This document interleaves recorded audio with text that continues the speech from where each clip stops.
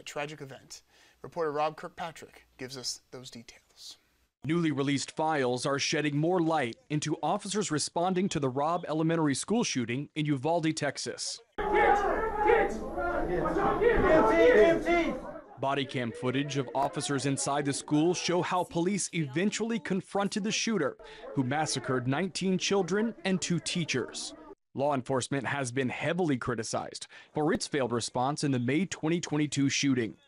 I think the report concludes that had the law enforcement agencies followed generally accepted practices in an active shooter situation and gone right after the shooter to stop him, lives would have been saved.